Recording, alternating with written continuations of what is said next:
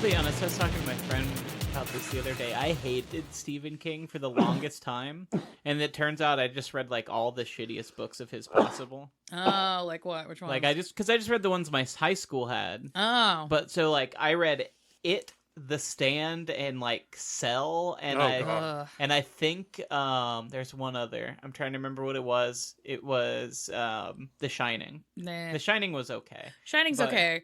I was gonna say Carrie's still really solid. Yeah, I love the movie. Mm-hmm. But yeah, I think Cell may be one of the worst books I've ever read. The Stand is just way too long. Mm-hmm. Like, it's way too long. And the only likable character is, like, cartoonishly mentally handicapped. It's a weird-ass book. Yeah, there's a lot of books where you're just like, Stephen was on too much blow. This is in cocaine era. It was just... like, I gotta write 30 pages a day. It was Stephen King's Brat era, and it was a little too much. He was a little too cunty. Oh, man. Sorry, I was a little too cunty. Sorry, it was a little too cunty. Speaking of too cunty, hi and welcome to Blank Bodies, a Vampire the Masquerade V5 tabletop and horror podcast. I'm your host Hunter, and as always, I'm joined by. So we've said cunty like 12 times. Does that put us at NC-17? No. Yeah. Still R? After you pass the line to get into R, you can't just do something more to move to the next level. I think to get... No, you can. You just got to show a full vag. Yeah, well, I mean, you can't just do the same thing. Like, if I just had a movie of a guy getting shot 3 times or 300 times, they'd both be R. Like, if I showed 8 tits or 30 tits, it'd still be R. It's when you go do something new with the puss. That's when you get to the NC-17. Okay, all right. So we can say cunty all we want. Yeah. As long as we don't show cunty. Unfortunately. Well, this is an audio medium, so we're good. Yeah. That would make it all the more disturbing. I'm John. Yeah. That's Sarah. This sorry, Sarah. This is Sarah, and if you guys want NC-17 audio files from the Blank Bodies Collective, tell us. I have no idea. Oh, I was just gonna pimp out Eric, aka Werewolf Daddy, to do more readings of smut. Oh, yeah, that was a fun live event.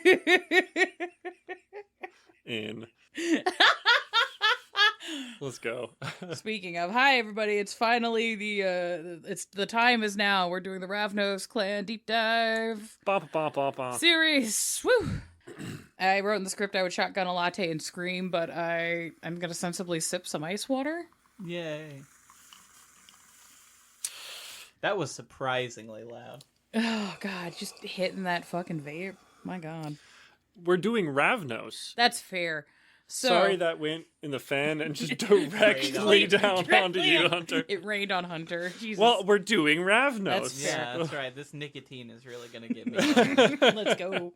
I did, speaking of cunty, consume the new Ultra Vice Guava monster in like the pastel blue, like 80s style can. See, I thought that was just one of those teas. No, it's not one of the teas. I wanted one of the teas. They didn't have any of the teas because I got my COVID booster and the CVS did not have any of the monster teas. Oh.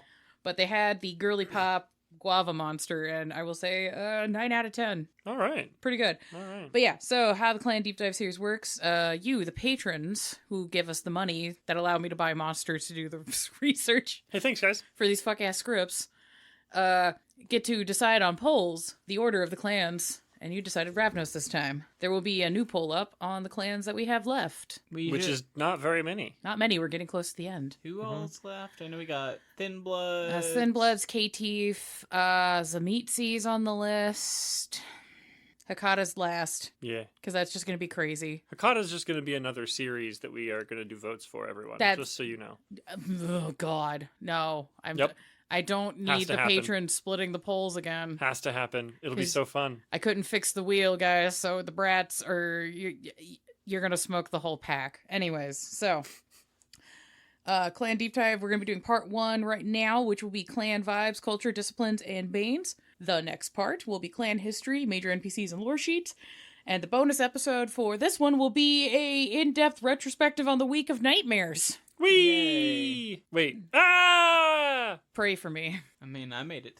I don't pray. Not even for me? I'll pray to myself for you. Okay, I appreciate it. So content warning for this portion of the series. We will be discussing topics of xenophobia, racism, cultural commodification, and Orientalism. That'll be fun. Okay, this is the first time I've had to do this ever on this show, guys. I found a note from the author of Clan Book Ravnos. His name is Christopher Walters. When I find you, Christopher, when I find you. Are we going to fight? I might. So here is verbatim what the gentleman had said, and he gave this. This is on the credits page. If you have a copy of Clan Book Ravnos, the first one, the original, it's fucking that whole section drives me insane because I went, okay, you wrote this fuck ass text, and you knew it was so fuck ass that you preempted your critiques by putting an author's note in the preface of the book to get printed. The quote I'm sharing is, "I mean no offense to anyone in what I have written. However, I would like to stress emphatically that this is a game." It is italicized in the text, but I format things, so I had to underline it. "The world of darkness is not the real world. It has been created for entertainment, and for it to work properly, creative license must be taken to increase playability." Christopher, when I find you. She has a very distinct set of skills. I'm so angry. The book was written in 1997, 1998. That's when it was published. That's the publication date on the book. I feel like this is a time capsule of understanding of where we were culturally, particularly in the U.S., in dealing with representation with minority groups. Yeah. There are portions of the book you can tell the author tried really, really hard to do a proper representation. And there's other portions of the book where it really reads that this guy is putting on a marginalized group's culture on as a costume so he can have some fun and then put it away later. I, in researching for this episode, attempted to reread the original Clan Ravnos book. I could not finish it because I was too furious. I think this is one of the few ones I don't have the first edition Clan book for. And there's some stuff that happens in the revised book that pissed me off, but I was able to finish it. That's how bad the first one is. Got it. I remember reading these books many years ago, and I would not allow Clan Ravnos to be played at my table. Yeah. Because I was like, this is fucked. Yeah. No. So I'm trying to be explicit with my bias and also trying to be explicit with you listeners. This is where the company was at and what they were doing. So when we're trying to discuss the transition of Ravnos from the previous edition into the 5th ed, there's reasons why some of the choices were made that were made. And we're going to talk about it. Woohoo. Right now. Yeah. So sorry if that was a lot of front loading. Also, if you look at the original source material, I'm going to give everybody a heads up. They say the G slur a lot, just constantly. I won't be saying it because people in that community said, hey, that's a slur, please don't. And I'm like, okay, bet. Sounds great. Look how easy it is, guys, to respect your homies. Man. Wow. Man, I am dying under the weight. Of all this responsibility? I'm dying over the weight of the list of sources. Yeah. So, list sources. V5 core book, V5 Player's Guide, V5 Companion book, the 20th anniversary Vampire book, Clan Book Ravnos, asterisk portions of it. Clan Book Ravnos Revised, Kindred of the Ebony Kingdom, Veil of Night, Chicago Folio, Lord of the Clans, and then What is Bohemian by Andy Walker, Bohemian Artist, mid-1800s by Eve Wrights. I also just cited the Britannica Encyclopedia, The History of Boho Chic and Why It's Back for 2022 by Alice Hawthworth, Why Boho, the Rock Goddess Aesthetic Lives On by Claire Throp, and Orientalism by Edward Said. It's a good book, guys. Read it. And then Subaltern Post-Colonial Theory Concepts by Dr. Masood Raja. Yes. Woo! That's a lot of reading. It was a lot of reading. It was some watching. I maybe had done a lot of screaming in my apartment by myself, just fucking furious. So, hooray. Gonna skip the quotes. That's for friends. I guess Hunter can insert the quotes from our friends here. The stories my people tell are epic in their scope and even more epic in the contradictions. In fact, listening to the same story told by different Ravnos, it might seem as though my clan is entirely populated with liars and braggarts. The truths of an event, its heroes, its villain, its circumstance. These are not so important as the meaning of it, the lesson to be learned and shared. Narrator, Clan Book Ravnos, page 13. I have seen so many things that you wouldn't believe. Things I shouldn't have survived. How can you deny me my little pleasures? Shijana, Chicago Folios, page 106. You marvel at our appearance, at the distant lands reflected in our eyes. You wonder about our mysteries, the powers you've heard we possess. Do not fool yourself. These powers we traded long ago for abilities far more monstrous. We are still proud, but our blood is gone, and we have known prejudice that even the damned should never endure. Clan Book Ravnos, page 3. Thank you, Eric, Ash, and Brent. Those sounded lovely. I'm proud of you. It's not quite smut, but, we'll get there. We just bully Ash We still and got Brent. Zamitzi left. That's true. I can pick some really slutty quotes for Zamitzi if people want. Thanks, Sasha. All right. So things that are vibes for the Ravnos. Traveling is a big one, shockingly. What? So this clan has been on the move since time immemorial. Whether it is through troops moving through a wide variety of environments, migrants following ancient trade routes, social pariahs wandering from village to village, there's many tales to be told. That's kind of cool. Yeah. And then Bohemian. That's kind of a big theme for the clan.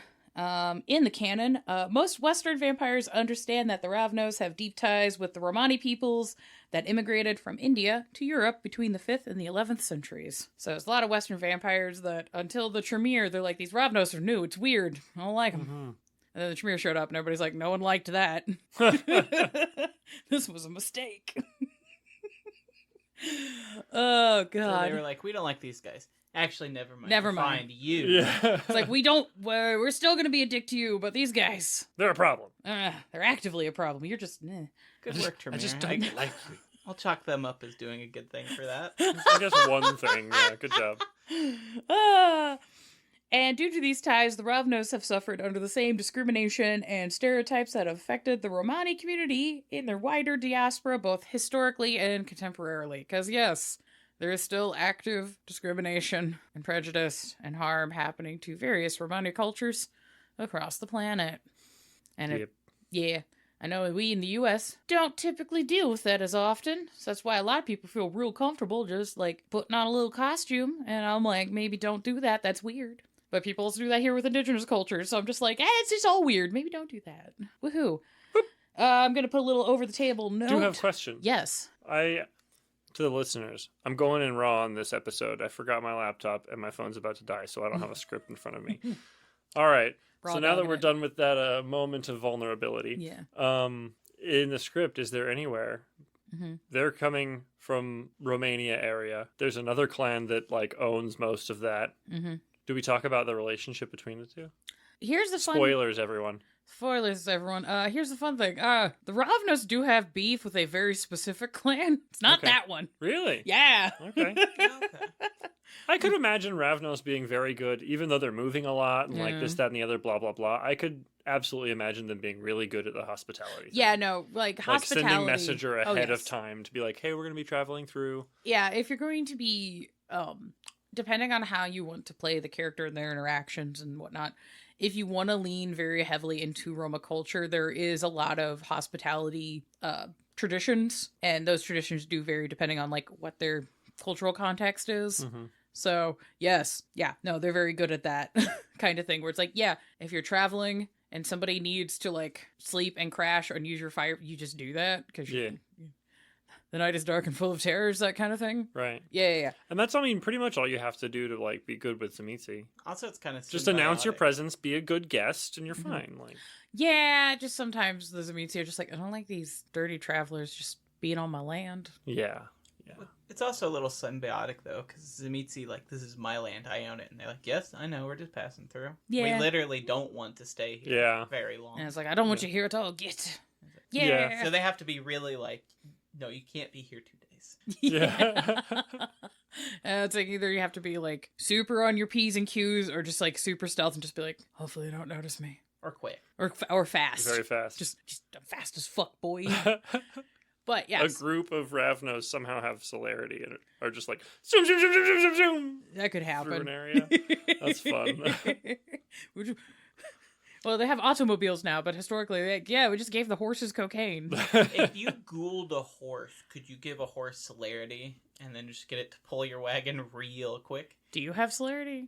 Assuming so. If you have celerity, I would be like, if that's the power you want to give your ghoul, you know what? Sure. I mean, it is pretty cool. And does make sense for the whole, like, you know, old Dracula, the carriage moves faster and weirdly, like, travels, so. I'm not against it. Also, I'm just like, oh no. I think I'd rather give my horse potence, though. I don't know. Because think about a horse with some lethal body. I'll share the clip later. There's somebody who was playing Red Dead Redemption 2, and they did an edit where they have the horses just going at like lightning speed. Terrifying. It's horrifying. It's so good. It's so funny. Anywho, so over the table notes. For context on Bohemian stuff, because a lot of people just don't have this information. So, Bohemian was originally a negative term for Romani people given to them by the French. Oh. Because they believe that all Romani people actually came from the Bohemia region of Central Europe. They didn't know they came from further east. Great job. That's not even right. Yeah. Great job, It's a slur that's not even correct. So there are actual Bohemian people, and yes. they have nothing to do with the term we use now. Nope. Cool. Not really. Like, there's a lot of, like, cultural signifiers with, like, especially, like, dress and, I'll get into it in a second, but it's like yes and no. But yeah, for those who don't know, the Bohemia region is part of the Czech Republic, and it was named for an ancient Celtic Boii people that existed in the area around the 2nd century in the Common Era. Thanks, Merriam-Webster. Yeah, thank God. Encyclopedias, guys, sometimes they're good. She's a pretty cool lady. She's pretty good. Miriam? Yeah. Boss babe. So, Bohemian eventually became more of a positive turn due to the Romanticism period of the mid-1800s. Woo. Because a bunch of artists were like, I like having a lot of big feelings and returning to the simplicity and purity of nature and drugs. So, a lot of artists, writers, playwrights, and trend-setting upper-class folks like to take on the aesthetics of a simpler, rustic lifestyle, along with commodifying the aesthetics of Romani people, as well as people from, like, the Bohemian region, because they were kind of seen as more carefree, spiritual, outsider, rebellious, and free of the taint of corruption of industrialization. Oh. I wonder what that's like, watching rich people do that. Watch people, like, rich people LARP being poor. Yeah. Because it's, like, a simpler life. I've totally never seen that before. And if you're wanting kind of other, like, a cultural thing that you're just like, what? There's also La Boheme, which is an opera from the time period, which basically Rent completely ripped the plot off. Great job. I fucking hate Rent. I don't think I've seen it. Good. Which is weird, only because I have my family has a long background in stage and ballet. So it's kind of weird that I haven't seen that one. But I purposefully avoided it when it was coming out. Yeah, because I was just like, this seems not what everyone's saying it is. Yeah, I got bad vibes from it, and then I watched it, and I was just fuming. I was just pissed as shit in my fucking musical theater class in high school. But I was also, like, the only not Christian one in the class, so everybody was just like, well, you just don't get it. And I'm like, maybe I don't. Maybe it's because I don't go to church. I don't know, but something about this feels wrong. And then I got older, and I was like, no, this is just a bunch of rich assholes commodifying being poor for clout for their shitty art. Fuck these people. Whee! I think my take was more just like, I don't care about people from New York and their feelings. You know what? Fair. Why do I care about what life in the big city? I'm not moving there. That's fair. So, in modern times, we view this often through the lens of, like, boho chic, hippies, hipsters, and various witchy styles like whimsigoth. This has kind of gone through trend cycles that we've seen from, like, the 60s and 70s. There was, like, the 90s and 2000s where a lot of that shit kind of came back. And it's kind of coming back again in trend cycles. Some of it has been co-opted by trad wives, which is weird. So, yeah, it's just kind of one of those, like, girl, you can just wear a long skirt. It doesn't have to be your entire personality. It's fine. I don't know about that. I don't know, Hunter. You might be too powerful if we got you in like one of those floor length like maxi skirts that's really swishy. Really, it'd be a kilt. It'd be a very long kilt, first of all. It's a very long kilt. Those pleats. I might become Scottish. You don't know. It does, I think it does something to your brain when you put them on. It does. True. Yeah. That's fair. Every time I wear mine in public, someone inevitably, they don't even ask a question. They just look at me and go, Scottish. And I'm like, no, this was made in Kansas. This is just comfy. Yeah, this is comfy. Like, look, it has pockets. Right. I've seen you do that. Yep. You've experienced womanhood. I'm so proud of you. Hell yeah. So another vibe of Ravnos is tricks, lies, and crimes. Right. As people know, they're like little scamps. Hell yeah. It's kind of fun. It's kind of fun. While the clan does suffer from the xenophobia in lore due to their cultural ties, the game system in previous editions required characters of this clan to be compelled to take part in criminal activity, breaching taboos, and various other unsavory acts as part of their clan bane.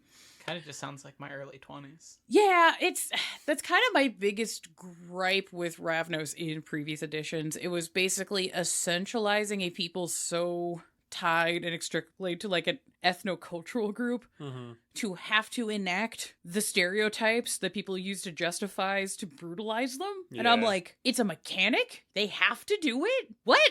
That's interesting as a horror mechanic, but not thought out to that degree enough. Yeah. I think if it wasn't like directly tied to all of that. Like, if it was just you're compelled to do crime on literally any other clan, I kind of wouldn't give a shit. Yeah, right.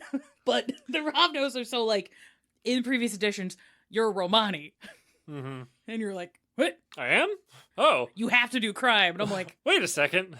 That would be like if a clan was like, you're Irish. And they're like, yeah, you have to be drunk. I'm like, that's weird. I have to? Like, I could, but you're making me. Yeah. Only if the dice don't roll well. But still, like, you have, like, there's whole sections of the book where they're, like, explaining to you in detail how to pick out the crime that you're compelled to do and how to roleplay it and make it, like, part of the character. And I'm just like, I was in my fucking apartment losing my mind. I was just like, this is horrifying. But, like, not in a good horror way. I'm just like, you're essentializing a character to play out a racist stereotype. Oh, no. It would have almost been better if they just given that to like Malkavians. It's like you don't roll dice bad and act mentally ill. You just do something kind of weird or steal something. Yeah, do like, something that makes people around you uncomfortable. Yeah, you break a taboo, and the taboo could just be as simple as just like you talk over people. Yeah. Yeah, through the editions, there's a lot of attempts to fix it, and some of them are better, and some of them were basically, what if we solve the racism with more Orientalism? And I'm like, oh no. Well, this made it worse. You made it worse. We just kind of pushed it over there. You didn't even clean it up. You didn't clean it up. You just kind of put a sorry on it and just pretended it was cool. And I'm like, no, that... Not even like an apology, like the board game. Oh, I was meaning like the lady Indian dress, because those are just really pretty. The joke is they covered it with Indian-style Orientalism. Yeah. So to save on everyone having to listen to Sarah have a blue-haired liberal angry rant, I'm just going to share some quotes from the text from the actual book, because I just want to highlight this was fucked previously, and it was canon from the authors that it was fucked. It was not players' misunderstanding. Right. So the first quote... A turbulent history makes the Ravnos slaves to their vices. Each Ravnos has a penchant for some sort of vice, lying, cruelty, theft, for example. When presented with the opportunity to engage with that vice, the Ravnos must indulge it unless her player succeeds on a self-control or instincts roll difficulty 6. That was the clan weakness / bane from 20th anniversary. So that was the updated. That was the most updated version of that. And I'm like, what? No. Yeah, if it weren't tied to Ravnos, I wouldn't care. It's a cool idea. Yeah, but it is. So you're like, the context is bad. Mm-hmm.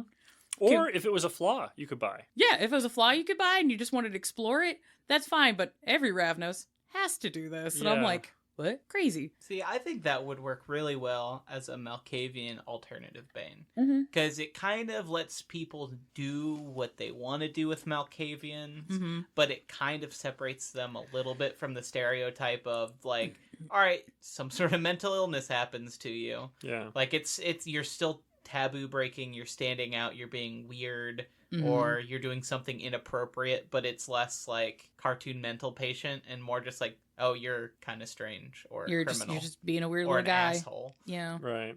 Like, Yeah, it's like, oh, buddy. Something that isolates you. yeah, of, Yeah. Because it even says like lying, cruelty, theft, for example. Like that's also one of the widest clan banes I've ever heard. Like that's a crazy amount of things you could Just do. any crime or taboo. Yeah, like lying seems so weird because it's like people didn't do that all the time in Vampire. I feel like it would be more like Do you have to? you're just doing it obvious? something very obvious, like. Or just something that there's no reason for you to lie about. So if you get caught, Right. just like It lie. tarnishes you even more. Yeah. It's like, why would you do this? Yeah. So here's a pull quote from the Clan Ravnos revised book. That's right. Every Ravnos is a criminal of some sort, whether the crime is based in human or kindred society or both. No one has a reason to sugarcoat the simple truth, no matter how uncomfortable it is. It seems bigoted or insensitive. It is. Because all too often, the Ravnos crimes are only against the principles of others.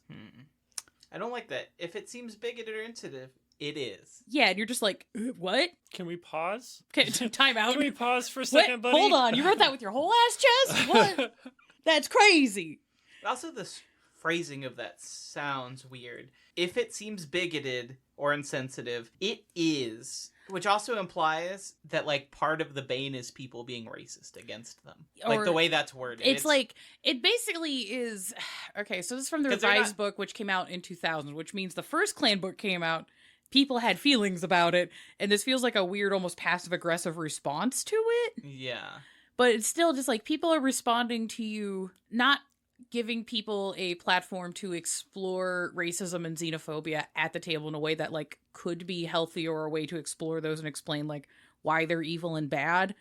It's just forcing people to, because you are forced to play out the racist stereotype, you are justifying people's disdain for you. It's like, yeah, they're racist against you, but it makes sense because you keep doing the racism. Mm-hmm. And I'm like, that's a crazy thing to hold on codify in your character trope. Like, that's weird. What? Maybe let's not do that. It's just so bizarre. It'd be like, this is like the first example I can think of because I watched it recently. It's almost like if, like, Spike Lee's movie Do the Right Thing, at some point Spike Lee was like, but actually no, the Italian family is completely in the right in everything they do in the film.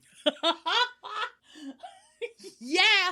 Like, the way that's phrased is so bizarre. Like, it cuts off, like, any interesting... explorations or, like, delve into the, like, yeah, it's just like, no, it's people are racist against you and it's your fault. Yeah. And I'm like, that's weird. That's crazy. Could we not? Yeah, and then here's my last pull quote, because this is when I also had to set the book down. And by set the book down, I mean stand up and walk away from my computer for 5 minutes, because it was just such a wild thing to read. This is the simple truth. Every Ravnos is a criminal. Let me restate that. This is in italics, Ravnos is a criminal. In the end, it's not really that we're inclined towards crime. We're simply doomed to prove to ourselves that we are the masters of our own Sfadarum. So here's where it extra pissed me off. So this is a pull quote from 2 different portions of the same section in the revised book. It's called Born Criminals, the Ravnos Weakness. That's the section of the book it's called. So the first half of it is just like, yeah, every Ravnos does crime, and we all do it, and we're all, like, compelled to do it because of our beast. Da-da-da-da-da. Right. And then at the end tries to, like, but actually, yada yada, our belief in a Hindu caste system is what justifies us to do this. And I'm like, what? So you're misappropriating an understanding of Hindu religion to justify you being a dickhead? That also doesn't make sense with the definition of Svedharma I looked up. Yep. Like, it seems like someone just completely misunderstood what that meant. Yeah. To imply that someone is the master of their Svedharma, but Svedharma is a Sanskrit term that refers to an individual's duty and responsibilities as determined by their nature, disposition, and character. Sva means proper, and Dharma means law. It's what is the natural instinct that drives people to act without thinking. If you just do the thing, the crime, without thinking constantly, you are not the master of your Svedharma. Actually, quite the opposite. You're leaning into it. You're like, I don't care. Yeah, and I'm going to own this is Sarah's very Western, and I only have some brief interactions with various parts of Hindu and Buddhist thoughts. But from my base understanding is if you are born in a caste, you have certain societal expectations that you're supposed to perform as part of being part of that caste. So, it's still just like, okay, if your duty within your caste is to do crime, that still feels like you're essentializing a whole other racial group. Now you're forcing everyone to roleplay Indians being criminals, or at least portions of Indian culture have to do crime because it's what the cosmic wheel has determined is your fate. And I'm like, because you've not gone far enough on your karmatic journey. And I'm like, that's crazy. This feels like racism, like you pivoted from the Roma racism to now Indian racism, and I'm like, it's weird. I don't like it. It just... But it's both. But it's both. But it's also both. But it's also both. Great. This was one of those, I put a hat on it. Yeah. I throw a blanket over it. As I fixed the first problem. Now it's a ghost, look. And I'm like, It's got a sheep. This didn't solve the problem. You're just trying to justify the problem with worse ideas. I'm gonna not be Jamie and just go down a research hole where I just keep looking into this, because it's still kind of on the fence. The more I'm reading about it, I just started going through multiple references and was like, we're gonna lose the plot here. But from what I'm reading, it's like halfway there. Yeah. They like halfway got to the idea and didn't like complete the thought. So someone who does know that system could use that for something interesting. 90% of the people who read this book who don't know that are going to take nothing away from that sentence. Okay, that's also something that drove me nuts with the author's note quote that I pulled, because there's a line he drops before that earlier in the statement where he states that it would be impractical for me to assume that people who are going to be playing this game have taken an anthropology course. And I was just like... So he's straight up saying, like, you're not going to understand this and not know how to use it correctly. But here's some racism. Kind of, yeah. At least that was my takeaway from it, where it was like, if you want to write something where you're going to be introducing cultures or concepts that are not mainstream in the culture that you exist in, it is your responsibility to take the time to fucking explain it. Instead of like, well, we're just being like, well, it's not my duty to educate you, and also if I cause you offense, it's just a game, it doesn't matter. And I'm like, clearly it does matter, because you took the time and effort to write a lexicon of terms from the original culture and pick up like customs from the original culture, and like clearly this does matter to you. You put the effort in to fucking make this book. Why would you not just full send and just do the whole project? Right. That's crazy to me. I'm sorry, guys. Publishing deadlines. Oh my god. I don't want to insult someone I don't know the context of the book too much, but like it does seem like it's like the worst direction in both ways you could possibly take that. Instead of saying, I can't presume that everyone will have taken an anthropology course, etc., so I should lay out the baseline of this and let people dig deeper if they want. That's what I would have done. Yeah. Or, this is just a game, this has to be playable, I can divorce some of this from the culture so that we don't have to worry about that. Yeah, those are the two directions. Either one or the other probably would have fixed a lot of this, but just doing both of those makes this the worst option possible. Yeah. It's like, it's just it frustrates me so much, because I'm expecting you. I'm putting in things in this book that you have to go to college to understand, but also I'm just gonna make it playable. So some of it's not right anyway. Yeah, literally, there's a little section where he notes that he refers to all of the Roma as, he says the G slur. So I'm going to refer to all the G slurs as Rom, R-O-M, throughout the book. I am acknowledging Rom as an actual family name of actual Roma people. Does not say Roma, says the Gisler. And that there's these couple other families. But in this text, I just interchangeably switch out the Gisler for Rom. That's what I'm doing. And I'm like, in the same author's note! Like, the audacity. That would be like if you're writing a book about Vikings, and you're like, now I know that only one family's in Sweden's name is Stark, but I'm going to refer to all these people as Stark. And if that offends you, it's just a game. Yeah. And I'm like, okay, buddy. I don't understand the tone. I don't understand the vibe. I feel like I'm being condescended to this whole time with your little author's note.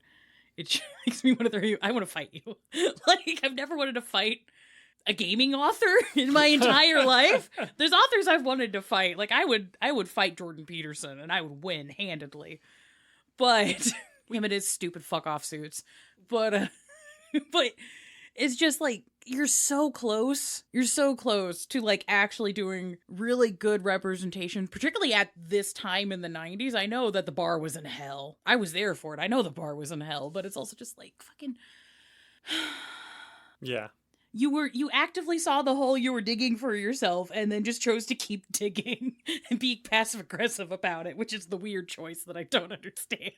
The passive aggressiveness is what makes me kind of just like, well, And it makes reading through the old lore for the Ravnos just kind of, for me, painful to get through because there's so many things that are really good. And then they just take a turn right, and you're like, buddy, why? You stepped in this bear trap for no reason. You set this bear trap and then stepped in it. Yes! So, that will be a common theme proceeding through, guys. I'm trying really hard. Okay, so to continue to train along, in the current system, within Ravnos, there are many who continue the traditions of doing trickery and risk-taking that can be found in many cultures, based on trickster gods, spirits, archetypes, tropes, etc. So, with the new edition, we have Masters of Misdirection. The Ravnos prefer not to fight or bleed for something that they can obtain through subtler means. They can charm and vanish within the same mortal breath, and those once fooled quickly learn to question their very senses when in the company of the ravens. Cool. Hell yeah. Others know them as message bearers, wanderers, and mindfuckers, but the Ravnos know their legacy to be far greater.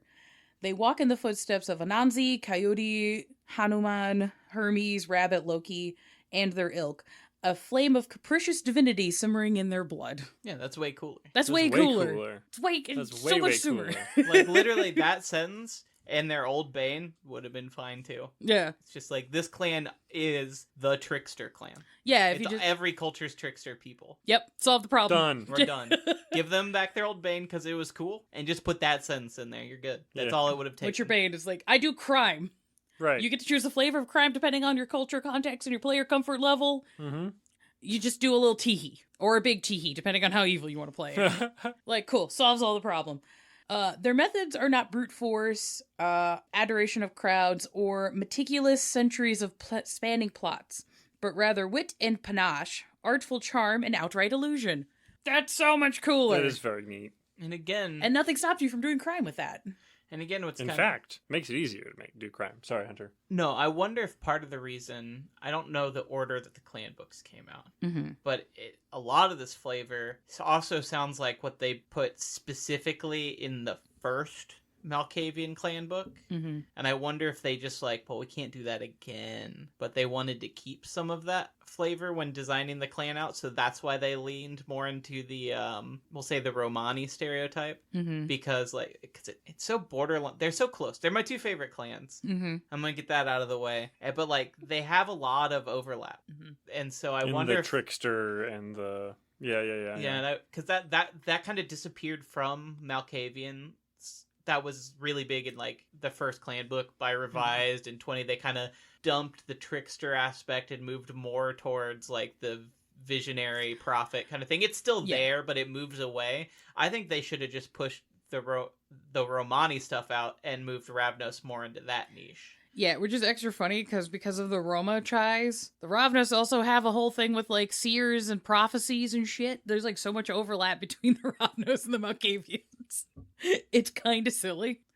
But they're just like, well, they have to be different. Well, instead of giving them mental illness, we're just going to do a stereotype about it. And I'm like, It could have even just been a stereotype if it had just been like, oh, they're criminals. They're bad, they're taboo breakers, whatever. Like a different Yeah, well, they also were like, stereotype. we can't do that again because we already kind of did that with the Ministry. But then you guys kind of also edged on almost doing a racism there, but not quite. It's fine. Close. You're just towing that line.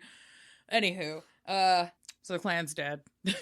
Great. I mean, not great. Not great. Sorry, guys. No, it's a bad time. Yeah. So with their antediluvian having been slain, there are hardly any of the clan left, and their numbers are either dwindling or recouping, depending on who you speak with. Yeah. Or bummer. Bloomer or doomer. I mean, like, can you sire without an antediluvian? I believe so. Mm-hmm. Is it still like that clan? Yes. It's just a dead clan because no antediluvian. There's no antediluvian, so you can't like Diablerize your way really up the chain. You can't go any higher than whoever happens to be whoever's the left. oldest. Yeah. Mm-hmm. Yeah, it that has to be the case because otherwise there would be no questioning which antediluvians were still around. I guess that's a good point. Because then people would just know none of them are dead. Yeah. Which is probably the case, except for this one. Except for this one. Except for this one specifically. This one is specifically quite dead. Dud. So, this does cause members of the clan to react in various ways. Can be resentment, spite, despondent, absurdist optimism, fatalistic rebellion, etc. You can kind of decide what your character's trauma response is to that. Mm-hmm. Woohoo. Some Ravnos have taken to continuing the nomadic lifestyle and their independent status, while others are trying to settle down into domains and form more long-term alliances. That strategy currently doesn't seem to be playing too well due to either longstanding distrust of just Ravnos because they're just like, you're gonna do something tricky, it's weird. Mm-hmm. Or, the other problem of the Ravnos are often viewed by other vampires as portents of doom and omens of what could happen as the Gehenna War rages on. I assume that's specifically the high clans and the elders. Oh, who yeah. Feel that way. Yeah. They're just like, bad vibes. It's spooky. Your antediluvian's dead. I don't like it. You had one, they're real, and it died. Right. Oh, no. No, thank you. Do not want. That does. They do kind of confirm a lot of things that the younger ones might have been questioning. Hey, you said that's not a thing. There's a quiet. Hush, kid. Here's a skateboard. Go outside. And this is what your children do, right? And he's like, I've been a CEO for like 40 years. I don't skateboard. Well. Have a Werther's. Yeah. I guess I'll get you a scooter. Your next note here is incredibly funny. Yeah. I just want to point that out. Do you want me to read that? Go for it. Yeah. Note, searching Ravnos within the new Gehenna War book produces no results. Yep.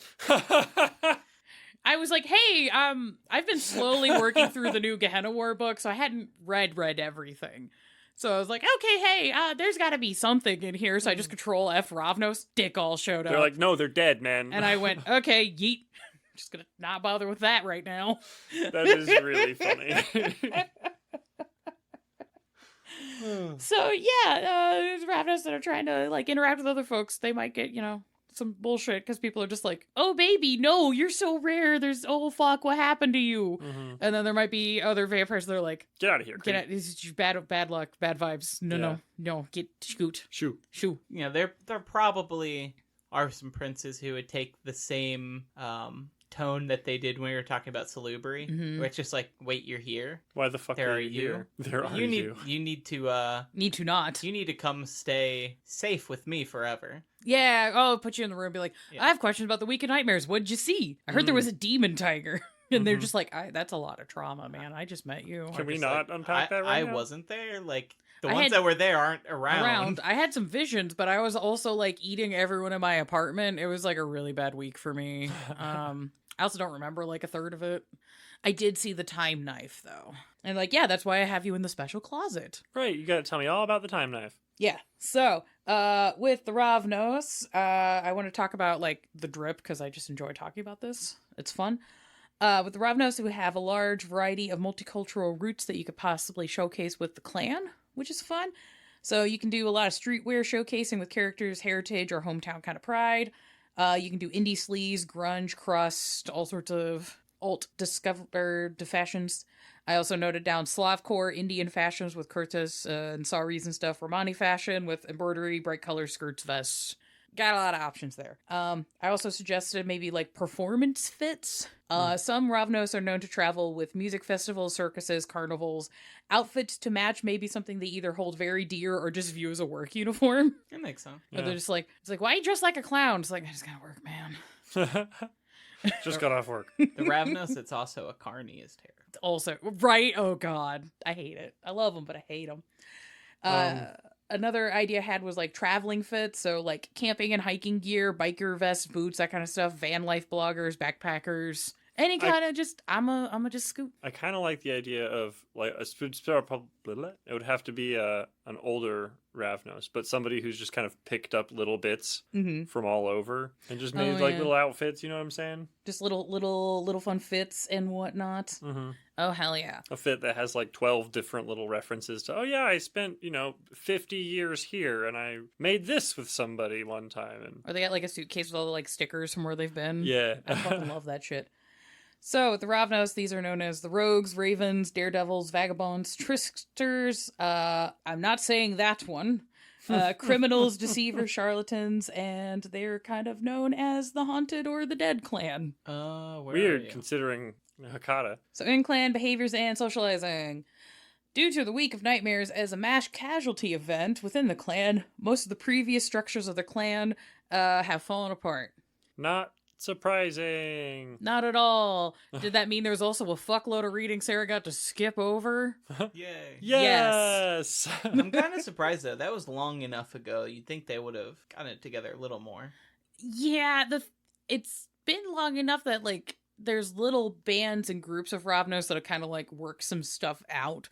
But the basically the Western Ravnos were very like independent already, so when everything happened they were kind of the most prepared for dealing with it. And then the Ravnos that were in India, where they had much more structured jati and all of that, a lot of them got ate. Right. Or slaughtered by the Kwaijin, because that's been a thing. So between those two things, there's just not really enough of them to like organize and all. Yeah, I was just kind of thinking when there's like 12 of you on a continent, then like hard to community organize. Actually, no, swallowed ice. Yeah. So while the clan was roughly split along eastern and western cultural lines, which separated how members of the clan interacted with each other and the outside world in the clan, fears of the cannibalistic madness that tore them apart may keep some Ravnos very wary of each other. Huh. Yeah. Welp. Like, hey guys, remember that time we all went crazy and just like ate each other? Oh yeah, I remember that. Yeah, it really sucked if we did that again. Let's not. Well, I don't know, I have a lot of trauma. It's like, why? It's like, well, I watched my blood sibling rip our sire apart while I was like crying and having a headache, and then I almost died, so I had to eat her, and it's just... It was a lot. It was bad. Just a lot. It was a bad time. That was Tuesday. I had a whole week of this. Shit. So this fear and trauma may still be a sore spot among its survivors. Yeah. And they commonly will not speak about it outside the clan. Yeah. Yeah, just like, hey man, so how old are you? Like, so how'd you survive? It's just like, that's a weirdly personal thing to be asking them. So yeah, that's also like a little role play moment thing that people might want to like think about if they decide to pick up playing a Ravnos. I think it's interesting too that like that is a very personal question and like really like could bring up some fucked up feelings. But it's just so common. Like even in Vampire Society, I could absolutely see like outside of players just being ignorant of how intense it was. I could absolutely see just Ad Elysium being like, oh, a Ravnos is here. Let's find out how he was doing. The Toreador. Oh. Absolutely. Oh yeah, the Toreador. Just like, I like stories. Right. I like stories. I could totally see the Ventru being like, you need to talk to me because I that information could be useful, The sheriff's is like, look, I just need to make sure you're not going to eat somebody. Right. It's like, are you still crazy? Again, exactly. Again, the Malkavians would be like, no, I get it. Yeah. Just comes over and brings you like 3 fingers of whiskey, and you're just like, I appreciate the sentiment, but I literally can't have this. Appreciate it. Just a very tired, traumatized Ravnos. Feels bad for not being able to accept the gift as meant. Uses chemistry to make it look like he drinks it. The whole time the Malkavian knows that they can't drink it anyway. Yeah. He's just like, man, that was a mistake. That was dedicated. So the treatment. This is something from previous editions that I think is kind of neat. So something that started the medieval period in Europe. Oh. So when a Ravnos was mistreated in a city of vampires or by a specific vampire in a city, they would reach out to other members of their own clan to enact retribution amongst the city through acts of vandalism, crime, and chaos. I kind of actually like that a little bit. Yeah. That's fun. It was like they didn't have a lot of political power or recognition, but they could just be like, look, man, if you fuck with me, like, your shit's gonna get fucked. Yeah. Yours specifically. Yeah, which caused a lot of vampires being like, I don't want the Ravnos in here because they're gonna get offended over something and just chaos. Just, no. All I did was ask him, how long it took him to eat his sister. It's not even that bad. So, yeah, another fun roleplay opportunity if you want to play somebody who's very prideful or, lean into some, like, less harmful film tropes of just being like, how dare they, sir, and glove across the face. Yes. I call upon the treatment and then storm out, and everybody's like, what the fuck is he talking about? And then just everything starts to go to shit. And you're just like, why? What happened? It's like, you shouldn't have pissed him off, man. He got all of his homies together, and they found out where you live. That's a really good way to use allies and influence dots. Yeah. Oh, yeah. It's like, oh, yeah, this guy pissed me off. Hey, Dallas, I heard you've got some, like, hookups with the local cops, right? And it's like, yeah, make sure this guy is constantly getting parking tickets. Just constantly. Like, what'd he do? Oh, yeah, sure, man. He really asked you about the week? And Elysium? Yeah, fuck that guy. Yeah, all right. We'll give him parking tickets for parking in his garage. Let's go. Pay people in the city to paint the no parking yellow line. Just wherever he is. And then gets a ticket. Oh, yeah, absolutely.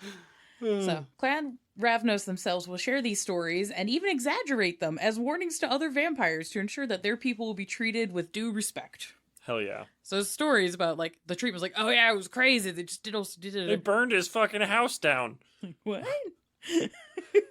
I asked him to vandalize it. I mean, technically that's vandalism, I guess. He's just got a lot of gusto. Yeah. I will note, while this tactic does work, it does not help with the clan's reputation as a whole. So if you're gonna partake in this in your roleplay, understand there may be consequences. Yeah. That's half the fun, though. Yeah. That's cool. I just don't like presenting a fun option where something could go fucked. Yeah. Without telling players, like, hey, man, if you press the big red shiny button, something's gonna happen. And they're just like, what? Sorry, I couldn't hear you. I was already pressing the button. So, road signs. The Ravnos maintain a complex language of symbols and signs within the clan to communicate with each other. They use this to identify themselves, setting up in-clan meetings, noting safeties and dangers, intel about various domains and cities, etc.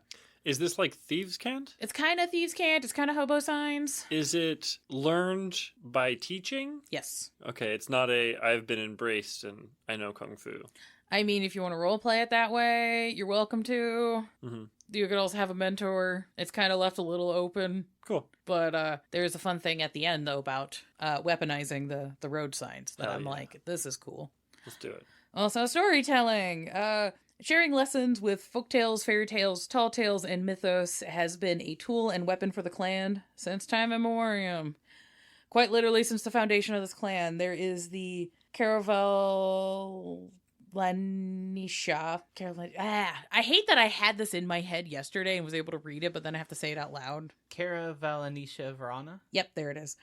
Translates to Wounds of the Night Sword. It is an epic poem originating in India that recounts the early nights of Clan Ravnos. Yeah. Cool. Which is pretty dope. Yeah. Is that poem actually written out all the way? Like, can you... I haven't been able to find an actual text of this. Okay. But it's one of those, it's a text that exists in canon. Mm-hmm. So if folks wanted to go nuts and, like, write little segments of, like, epic poem to, like, just pass out to players, that'd be cool. That could be cool. You could kind of treat it like Book of Nod. Yeah, Book of Nod, or the other one they just put out as well. There's Revelations of the Dark Mother they're doing a reprint of. Yeah, that's the one I was thinking of. So yeah, I'm just like, oh cool, more ancient epic poetry things. So if you want to get into delving into old-timey cultures, this is a cool thing that exists in the canon.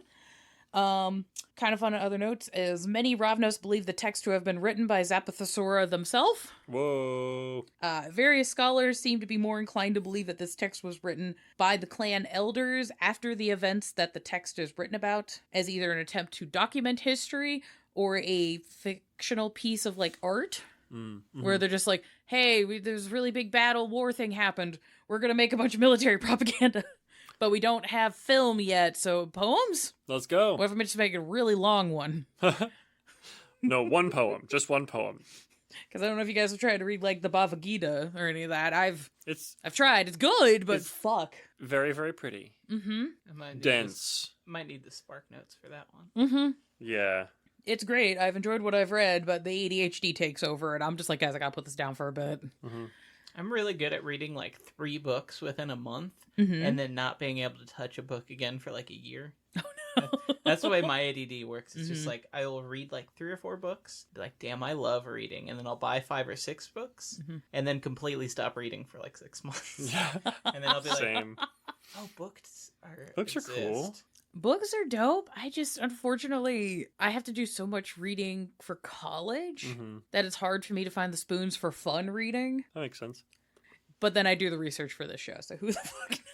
That's fun reading. It is That's fun reading, but sometimes I read things and I'm just like, guys, I just want to lay down. fun reading and also work. Yeah.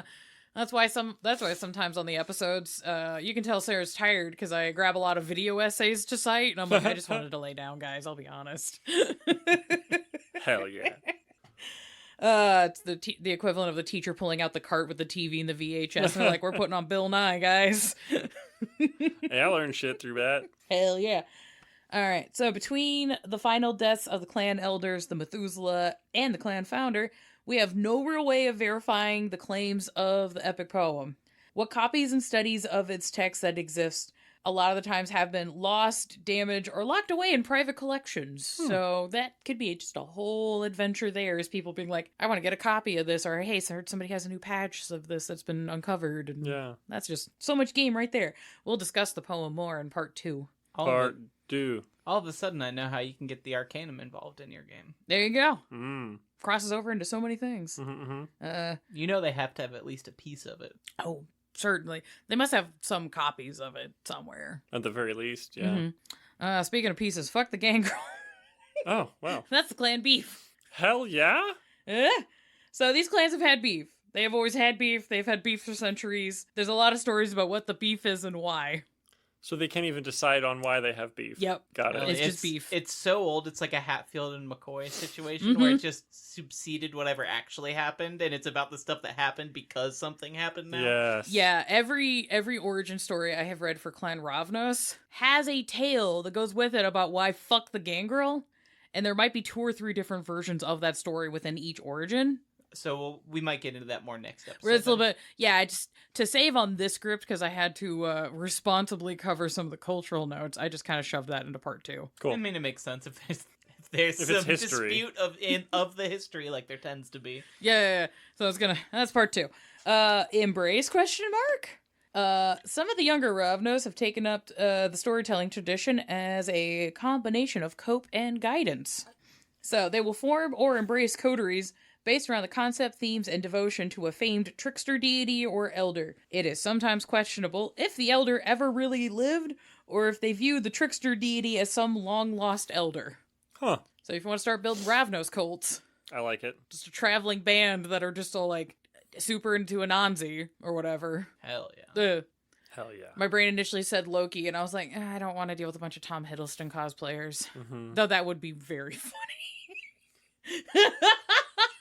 I do like the idea of a cult that worships Loki but has no idea about actual Actual mythology. Loki. They're just only into like Marvel. That'd be the most insufferable cult of all time. I hate them. They're all on the red list. They're actually the least masquerade breaky, Yeah. weirdly enough. Right. Because If I was- if walking I- around with like the horns and shit, people are just like, that's just a cosplayer. What a goofy guy. I don't know. If I was Prince, I'd still like call a hunt. Oh, absolutely. Just No. on principle. Yeah, exactly. You ghouled an alligator and put a hat on it? Get out. I'm keeping the gator. Yeah. You don't deserve this. You don't deserve him. I enjoy the Thor comics where Loki's a frog, or Loki's an alligator and Thor's a frog. I enjoy that. I enjoy Thor's misadventures through the Fey realm. That's delightful. I'm just talking about a very specific type of person and them specifically becoming vampires. That just sounds terrible. Yeah. I need more NPCs that are just really cringy people that get embraced, and then all the other vampires are like, oh no. God damn it. God, it's like that Lord Byron fandom all over again. Fuck.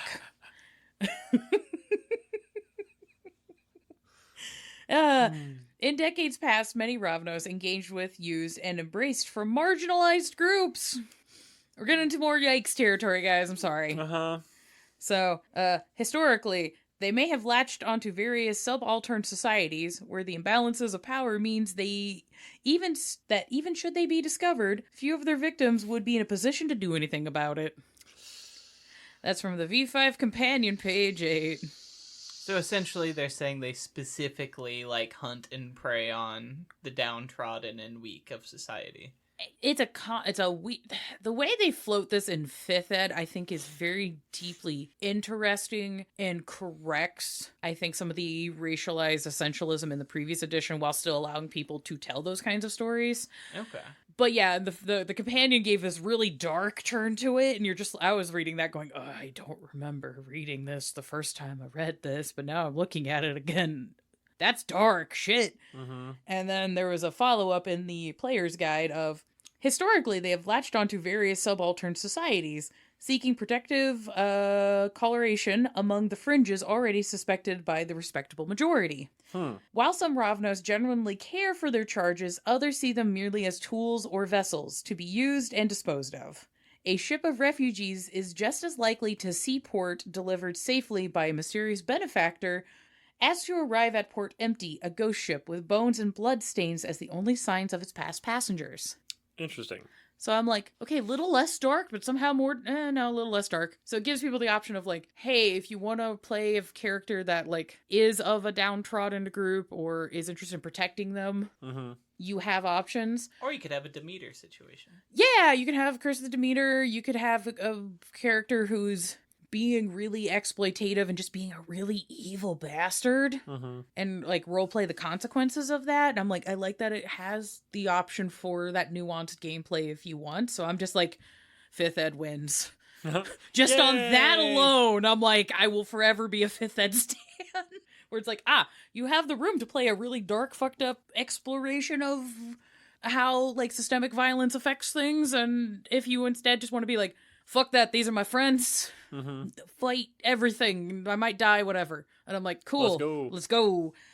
But I did want to bring up the term subaltern societies really quick because they used it in both of the pull quotes. So a subaltern society is basically a group that exists within a larger, dominant, hegemonic order that lacks place within that order, political power, and the ability to be viewed or heard within that space. Their needs, desires, voice, and history is erased and or ignored within the historical and cultural record of that larger order. Okay, that makes... Okay. Yeah, so you can have minority groups that exist in a society that have at least some sort of voice or acknowledgement, and then you have some minority groups that don't even get that. Right. So, historically and traditionally, especially for the Ravnos, they would be talking about, the Roma people. If you want to get away from that just because it's a culture you don't know enough about to feel comfortable role-playing, or it's just got too much cultural baggage, historical damage baggage, and you just are I don't want to deal with that.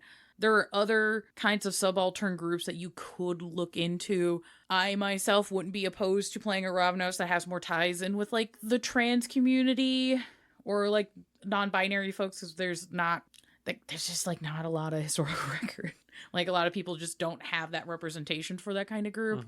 But there's tons of other pocket societies that exist in the wider society that just get overlooked and forgotten. I think you could definitely, also, it opens things up way more, which is cool.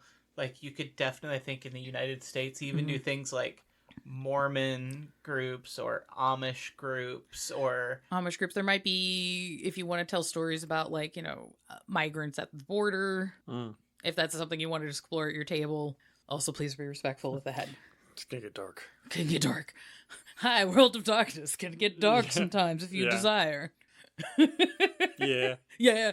So, yeah, you could, like, explore issues with, like, sex workers, addicts, homeless folks, even going back to the ties in with Malkavians, you could even talk about people that have, like, mental illnesses or disabilities that maybe a Ravnos or, like, a little group of them have just been like, these are my friends. Right. Those two clans really should just be best friends. They should be besties. They should be besties more.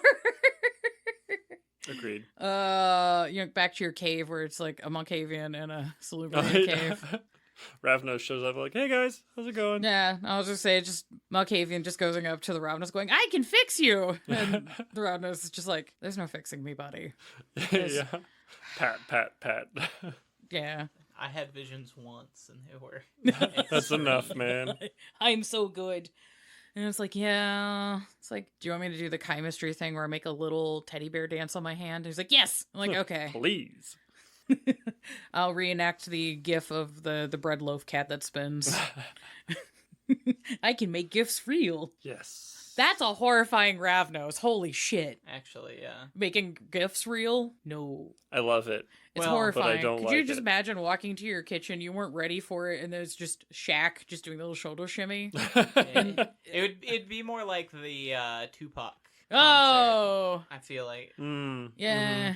Well, depending on how leveled you are. I can't remember, when you see through a chemistry ability, does it completely disappear, or do you just know it's not real? You can kind of play that either way. Okay, because frankly, the last time I played, I think the rules were a little closer to V20 than V5, even though we used the V5 base rules, so... Yeah. I was trying to remember, because I remember kind of reading it as like, oh, someone saw through it, it's gone, but...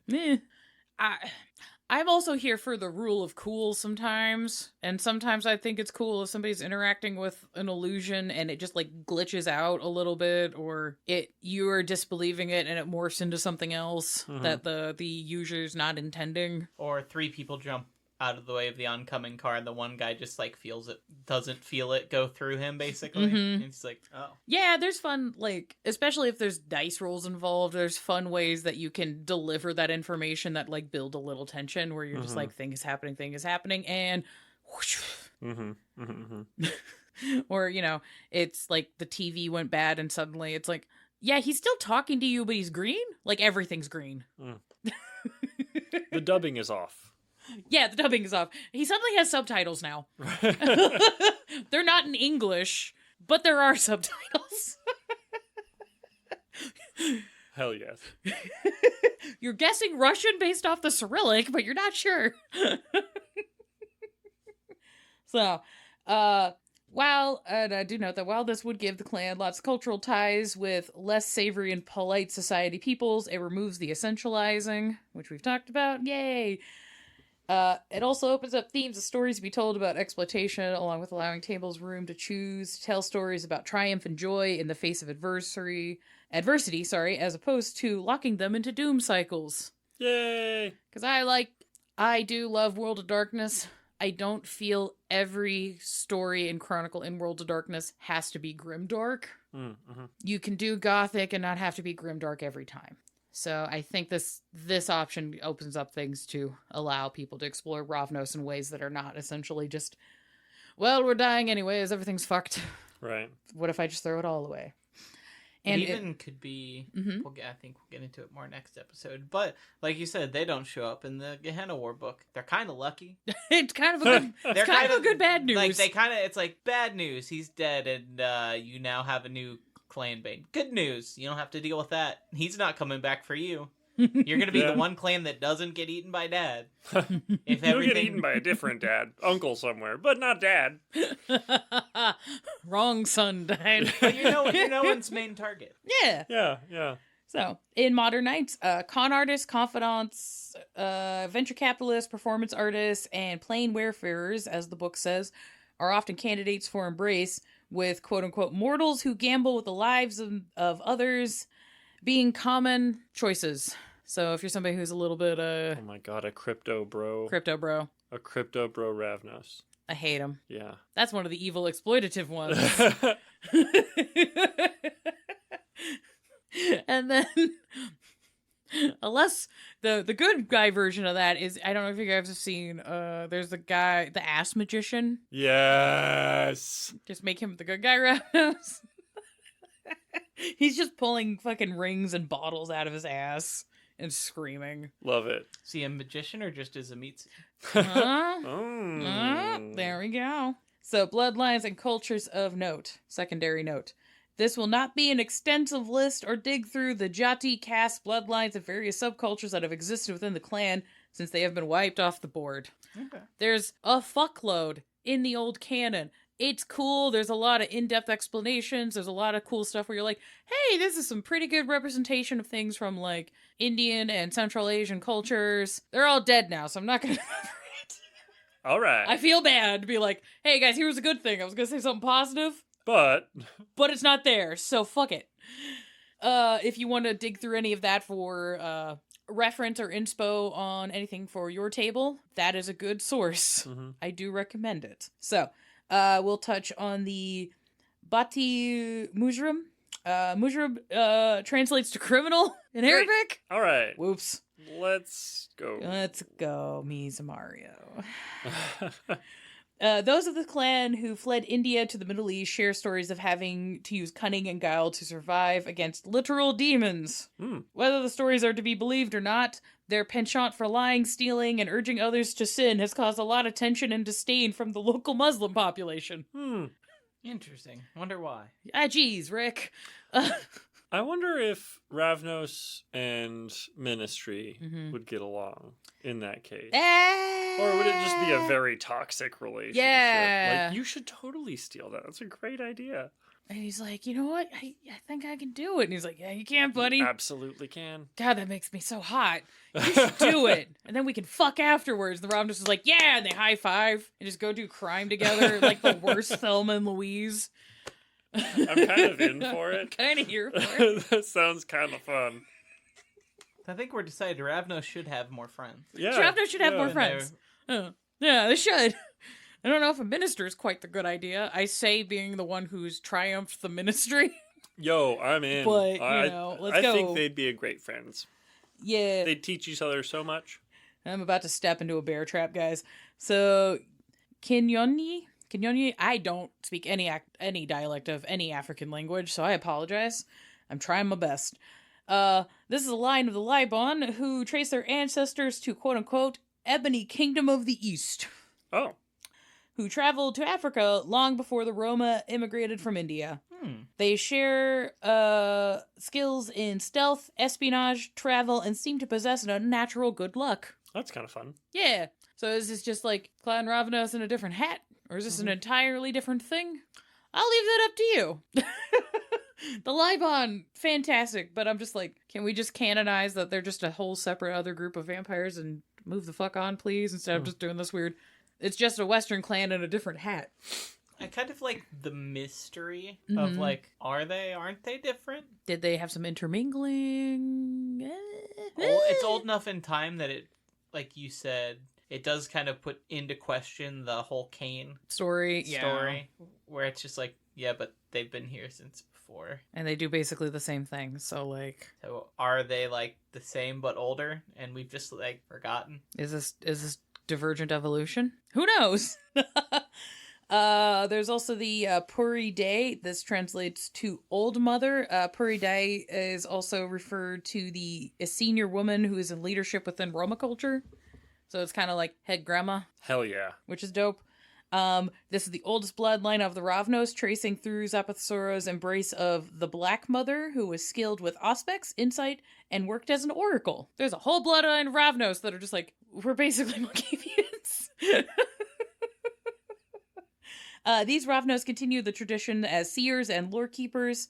Some are said to be more tied with auspex instead of the typical clan disciplines. Puri Day, whose line had remained in India, fell into the Brahmin caste and would pick up their own version of blood sorcery instead. Oh. Per previous editions, this is the last bloodline standing. So, if you want to lean more into the auspex and illusions... Kind of cool. Kind of cool. You could probably swap out animalism for Auspex if you wanted to build a character that way, and I would justify that at table. So that's the only Ravnos bloodline that's still around, according to, like, by V20 time. Yeah, by V20 time. Yep. Interesting that they'd be that specific. Yeah, they're also, like, one of the first bloodlines to, like, fuck off out of India and head west as well. So they had much more establishments and then splintered off into smaller Clan Ravnos is real messy because they just splintered off into several things and then just kind of went places and then splintered again. And it sounds like their history is going to be a little bit similar to Salubri, where it's very, like, broken up and like, this might be a different group entirely. We're not sure. There's portions of Ravnos history I skipped over because the bloodlines that are described, while interesting, don't have that much effect on the meta plot. So I only covered the ones that really affected the meta plot. That's fair. There's some that's like, hey, there's this group, they're doing a cool thing over here. And they probably don't exist and anymore. they probably don't exist anymore. So to save everybody time, I didn't dig into it. If after we're done, people do want me to circle back and dig into that shit, let us know. Yeah. But the last little note I want to have is the anti-tribu. There is often very little that separates a Ravnos proper from their anti-tribu. Yeah, I guess that makes sense. Would it just be them being in the Sabbat, basically? Yeah. These Ravnos have their own traditions of oath-keeping by signing contracts with their own blood. That's kind of neat. This process is the same for them as partaking in a Vauldery. Interesting. With high repercussions for those who break these blood contracts. Even those within the Sabbat hesitate or outright refuse to sign these kinds of deals unless absolutely necessary. Whoa. That's cool. I actually really like that. That's metal as shit. Mm-hmm. But yeah, every description I've read with the Ravnos as anti-tribu or not, it's just very kind of a big gray smudge. Yeah. Because there's a lot of Ravnos who are very freedom and independent leaning, which works really well with the Sabbat. But then there's portions of Sabbat that get into like a lot of like religious orthodoxy that just would re-trap them. Mm-hmm. But then there's portions of the Ravnos who kind of abuse their own, like, philosophical doctrine to get away with just being an absolute monster in a way that the Sabbat's just kind of standing in the back like your proud uncle with two thumbs way up. Yeah, I say it sounds like they'd fit in really well with the old Sabbat before things exploded, and also really well with the Anarchs. Yeah, I feel like Anarchs now would just be like, he's really fucking cool. Yeah, it seems like if it hasn't, they would end up, if there's enough of them to be noted, they'd be like, we're with the Anarchs. Because they're not one of the, this is getting into meta plot again, but they're not one of the ones listed as possibly becoming the 13th clan of the Camarilla again. Or the 7th. 7th, yeah. Seventh clan, which means probably not looking for them anyway. No. The Anarchs are probably going to be the only group that takes them and also lets them have any level of freedom. I can't imagine what a clan joining the Sabbat now would look like. Yeah, there's been some notes sprinkled throughout V5 lore that there's portions of the Bana Hakim that have kind of like taken pity on the Ravnos and they kind of like give them refugee status basically. And will kind of try to protect them a little bit.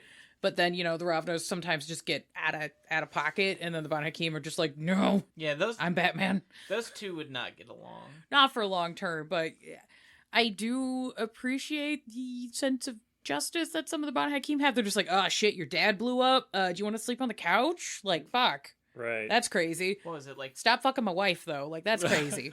That's really rude. Please don't do that. Well, like 3/4 of the clan died or something. So, like, I don't know if it's ever been cemented in a specific There's notes in 20th anniversary and revised that give suggestions on like how many Ravnos would be left at this point. And you can kind of calibrate it depending on like how your chronicle is. And also they travel, so it might be portions of the world where they haven't seen a Ravnos since the Week of Nightmares. And then there's other portions of the world where they're like, I just can't get rid of these guys. I thought you all died.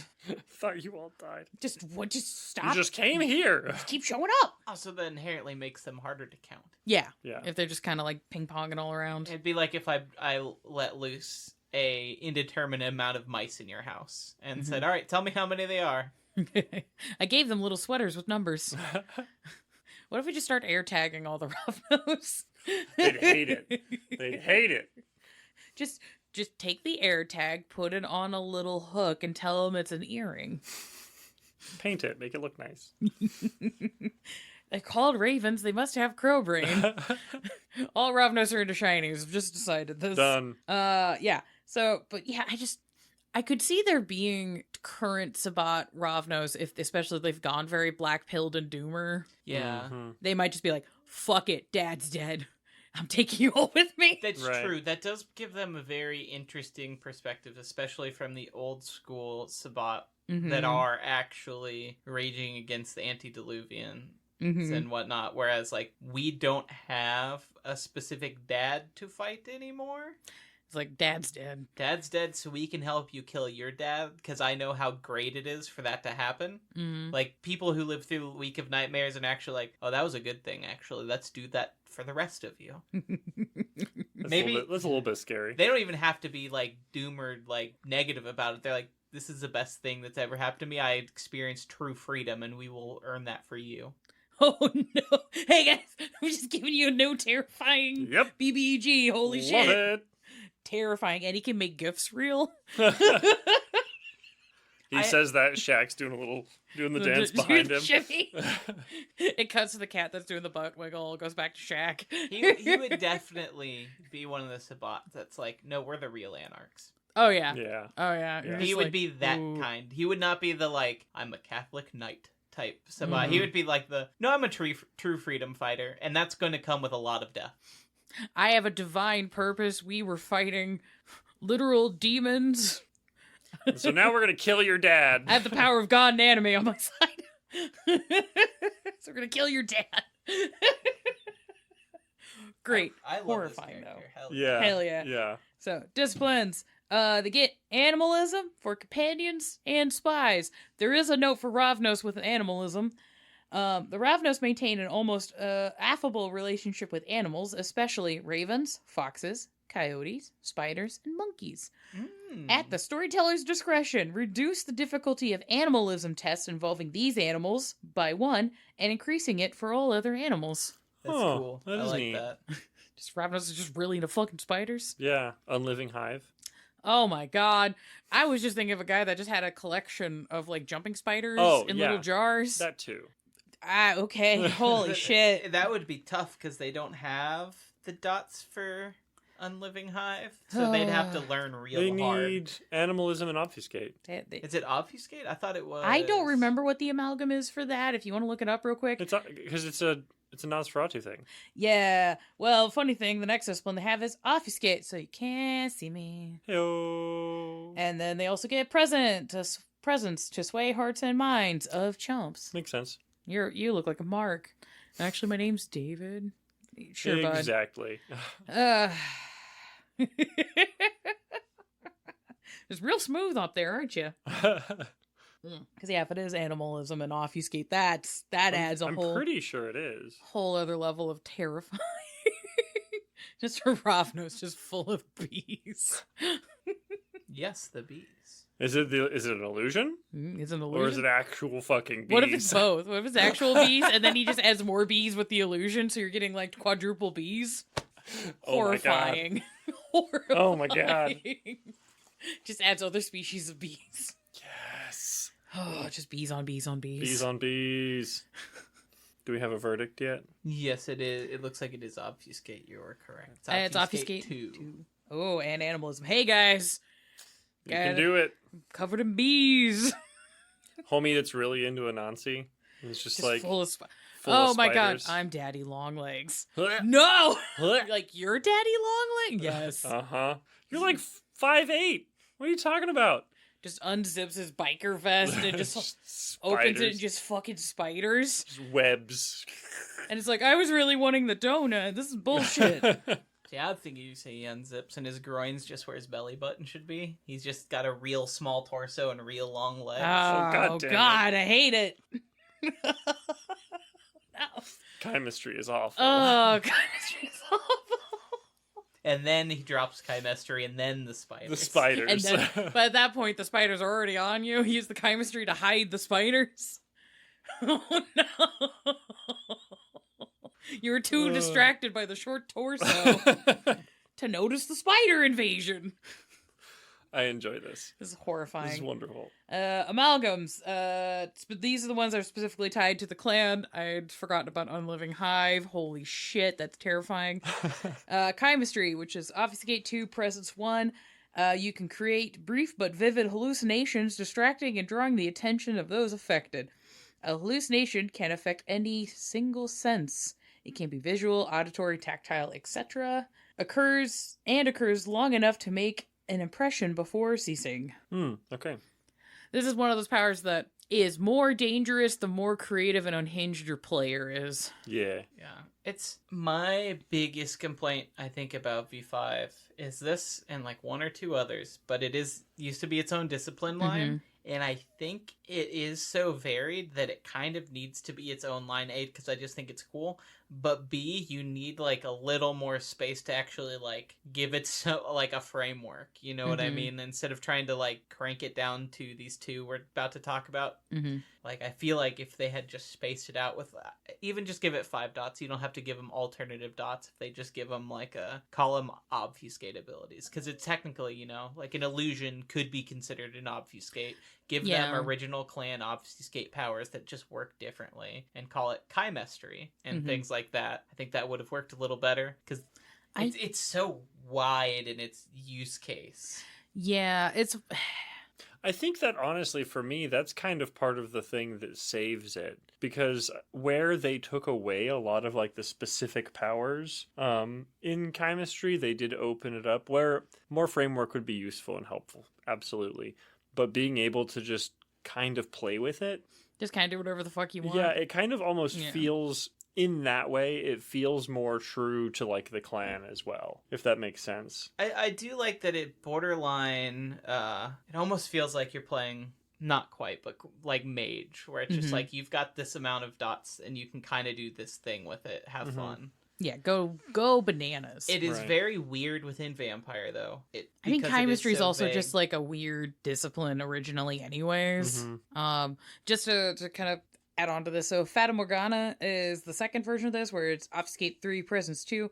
Craft elaborate hallucinations, making any subjects in the vicinity see, hear, and feel whatever the user can devise. Again, this becomes extraordinarily dangerous if you have players that are creative and or unhinged. Yeah. Because if you have regular ass players, you're just kind of like, they're like, oh yeah, no, I make a stranger look like he's walking down the hallway to distract him, all sorts. I love players. Don't get me wrong, I fucking love players, but I have had players just say some fucking whack shit. Yeah. And I have to be like, Fata Morgana, a bunch of glass is shooting out of his skin from the inside. Or just the horrors untold. And A Shoggoth enters the room. Yeah. That alone, I'm like a full Shoggoth. I mean, they vary in size. Yeah, just like, okay, let's do the roll. See if what's the difficulty that this person has to roll against that. Jesus Christ, I'm not even gonna make them roll. Yeah, they full ass see a Shoggoth and have they a heart attack and die. And they react accordingly, which is they pee a little and then have a heart attack. So like there's times where I'm like, man, being a foreverist, he kind of sucks. And then you guys give me just some of this whack ass shit. And I'm like, you know what? I'm back in the saddle again, boys. Here we go. So yeah, it's one of those, I completely hear what Hunter's saying on because the old chemistry could allow for so much, it seems weird that they've limited it to just these 2 steps.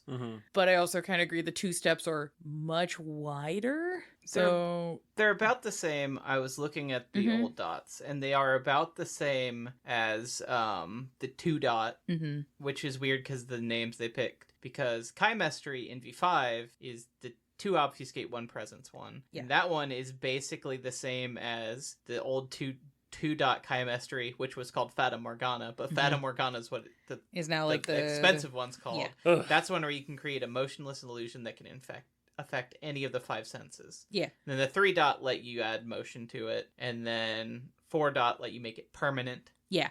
There's a couple of other mind-affecting amalgams in the player's guide that I didn't include in the script because they also work really well for Malkavians.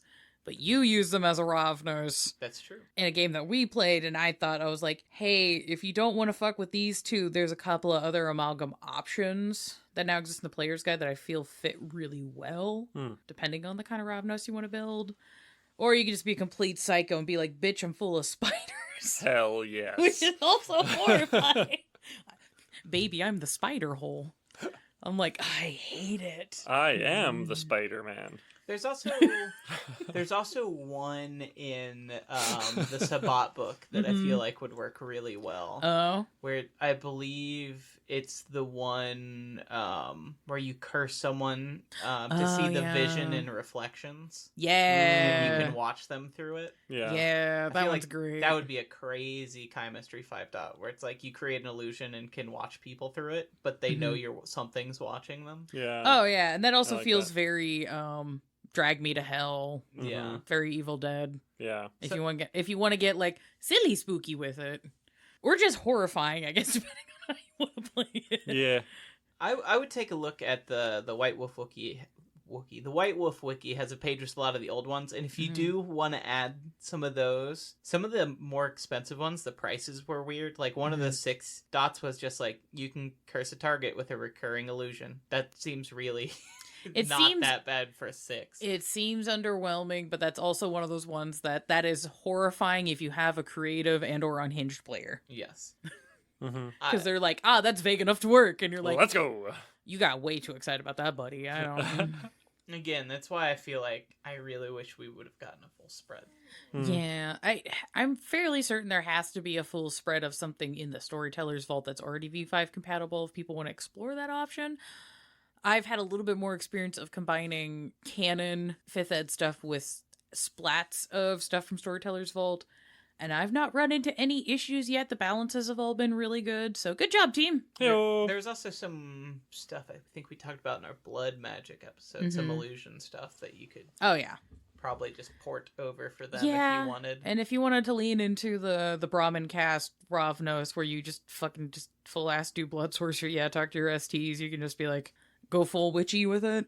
Yeah, that would be cool. That could be dope. But yeah, Clan Banes, you got 2 options now. There's Doomed, which is the Ravnos are doomed. Oh, well, good to know. If they slumber in the same place more than once in 7 nights, roll a number of dice equal to their Clan Bane severity. They receive aggravated damage equal to the number of 10s, which are the crit results, rolled as they scorch from within. This happens every time they spend the day in a location where they've already slumbered less than a week before, and applies to Ravnos and Torpor as well. But theoretically, go on. It's a gamble. You could just wake up dead. You could just wake up dead.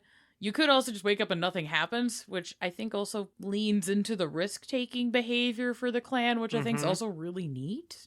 Yeah. So it's like, it's a gamble, but guys, like, there's a good chance you could probably sleep in the same place twice and be fine. Right. I wouldn't keep doing it. But if things happened, it's like, if you need to roll them bones, like...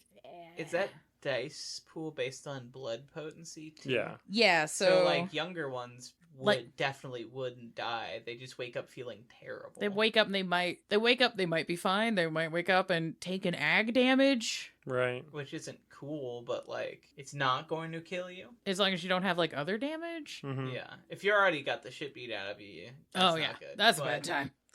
But I'm like, that's cool. It's also weirdly not quite as harsh as a lot of people seem to portray it as, or like, you're just gonna take damage every time you torp or go to sleep. And I'm like, first of all, it has to be a crit. It's not even just a fail on a dice. Fail or success. Right. You have to roll the 10. Right. And also there's a little note that you can work out with your storyteller what constitutes actually a different location. Right. Kind of depending on what your chronicle is doing and how much like space your actual game's taking up. Like Yannick was in an RV and would just change location each night. Which like fits with the clan. It's not even like something that I did to get around the clan Bane. That's literally just like the clan moves around a lot. So I was like, I'll be a roadside killer, with a RV, go around, hunt on the freeways. I'm just park in a Walmart parking lot for the night or whatever. Right. Yeah. And I mean, it's not like you went around it even, because there were multiple times we'd be like, where the fuck is Yannick? And it's like, he's just not there yet. He has to drive from across town. He had to go several miles from where he last was because, fire's itchy. My bones are on fire, literally. It was literally ST's discretion most of the time if I was there or not. Yeah. It's like, how long's it been since last game? He probably was somewhere else then. All right. Yeah. Yep. So yeah, you can kind of play this. It still needs to be a pain in the ass. Obviously, it's a clan bane, but you can kind of play it by ear, like to dial it how intense you want it to be, which I think is kind of neat. And then the other one, which is one of my favorite clan banes, is Unbirth Name. I like this one. It is cool. Whatever name they went by at the time of their embrace, the tricksters take great care in hiding it. For anyone who knows this unbirth name gains power over them. Anyone who speaks a Ravnos' unbirth name to their face receives a bonus equal to the Ravnos Bane severity to resist their discipline powers, and the Ravnos suffers an equal penalty to resist supernatural powers used by the name-wielding opponent. Cool. It's cool. Again, it goes with their trickster spirit nature. Trickster spirit thing kind of leans into, like, potential fey ties or, like, otherworldly kind of stuff. Yeah.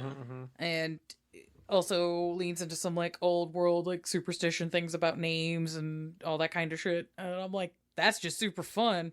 Also, just the terror you get of, oh man, they use my full name. First and middle and last. Shit, son. I don't know. I just think this is fucking cool as fuck. Clan compulsion. Tempting fate. If you have to suffer your clan compulsion, the next time the vampire is faced with a problem to solve, any attempt at the solution short of the most daring or dangerous incurs a 2 dice penalty. So this is a mechanic that I think is much better. It's like, okay, you're compulsed to be a problem. It doesn't necessarily have to be a crime. Yeah. It just could be daring do. You can go swashbuckler. You can go very, Errol Flynn. I forgot his name for a second. Jesus Christ. Ha with it. Or if you just want to do crime, I guess there's nothing stopping you, but it doesn't necessitate that you have to. So I feel like this gets the vibe of what they were trying to do with the old clan bane, but it's less ick. But I really like playing this one out in game because often other players do not want your character to do shit. No. They will constantly just try to stop you from. And like I'm literally having compulsion. Like I am. Right. I'm not being a dick right now. Like I literally have to. I have to full throw my entire head and body out of this window, and everybody's like, "Stop! No, please stop!" He's like, "I'm getting a wind up. I'm gonna go out this window." And also, if you're like, I feel like if you're having a player that is coming to Vampire from like wackier D&D, this might be a good transition clan for them because if they have a compulsion that allows them to just get that shit out of their system. Right. It's like, okay, here's a place where you can put that wacky, silly energy, but in a way that's like, it's disruptive, but it's an understandable disruptive, but it's like, okay, cool, then this is fine. Right. Instead of just you being an asshat. It separates out more the mental illness from it too. So it's like, you're not cartoony because you're mentally ill. You're cartoony because you're an asshole who can't control themselves. You let your pride get in the way, and you just had to do this like bravado machismo shit. Yeah, something like that. Yeah. There's ways to play it that are less gross. Mm-hmm. Like, I think certain ones still work well with Malkavian just because, like, the cobweb and the visions and stuff. So there's certain things that I think still work with them and are less gross if you reframe them in the way the clan kind of looks now and in revised. But a lot of that I think would work better for Ravnos. Mm-hmm. So I'd say, hey, you can have a discussion at your table if you just want to, like, have your Ravnos and your Malkavian players look at each other and go, Tracy's? You want to just trade our things? Like, yeah, let's do that. The last thing is the clan coterie merits. I love coterie merits. People should use them more. So the one for Ravnos is called Cryptolect. It has 3 dots. Being forever on the move means having to find new ways to communicate with allies, using coded language, onomatopoeias, and gestures. This merit provides the Ravnos and their coterie with their own pidgin language for the express purposes of communicating with each other. That's neat. Practically no one outside the coterie understands it, short of expert long-term surveillance. This is, like, the most useful clan coterie merit I have fucking read. You basically are buying a thieves' cant. Use it. Fucking cool. Buy thieves' cant for your game. Also, we talked about this. Just give it to your hunters. Yeah, just give it to the hunters.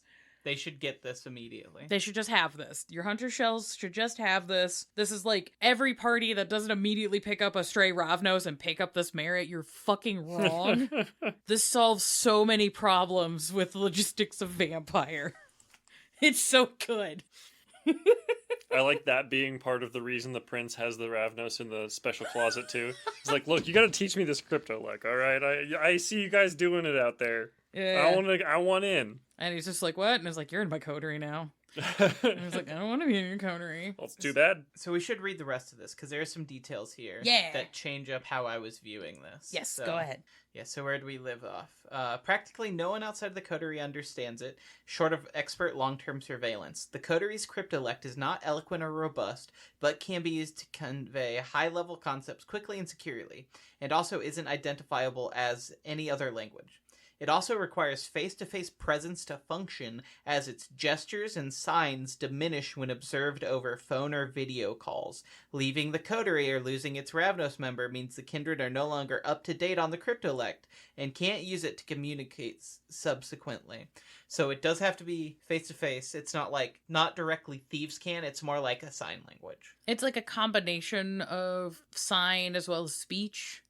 It kind of makes me think of, there's certain forms of British slang and talk where if you're just listening to that on the outside, it sounds like absolute fucking nonsense, but they're speaking English. Mm-hmm. Yeah. And then if you don't have that paired with the right body language, you're just going to completely miss also the dried humor that goes along with the delivery of the Simlish they're saying. Mm-hmm.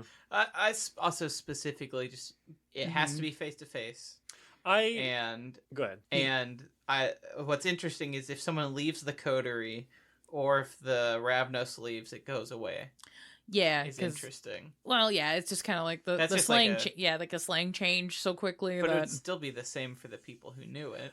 So I would say that they can still talk to their coterie. Yeah. Mm-hmm. Anyone outside their coterie or that Ravnos might even be able to communicate with them. Mm-hmm. They won't be able to communicate as well with the Ravnos, because the Ravnos is more up to date on slang, where he can be like, okay, I'll drop it down a little bit for you guys. Yeah. You know what I'm saying? Also, I don't love that it has to be physically face to face. I think if it's on video, I was gonna say if it's FaceTime, you have to be able to see them, is what I would say. I was gonna say, I as a storyteller would probably allow if it was either a Zoom call or a FaceTime call. Yeah. If you could see enough of them to see the gestures, I might be you could increase the difficulty. Yeah, I might increase the difficulty by 1. Right. Yeah. I mean, that's in general. Reading someone's body language through a camera is going to be more difficult. Period. Mm-hmm. Right. I don't think you necessarily have to be nope, just doesn't work. Yep, sorry. And also, but for what I said about hunters, you could give them this, but this is not quite it either. Yeah.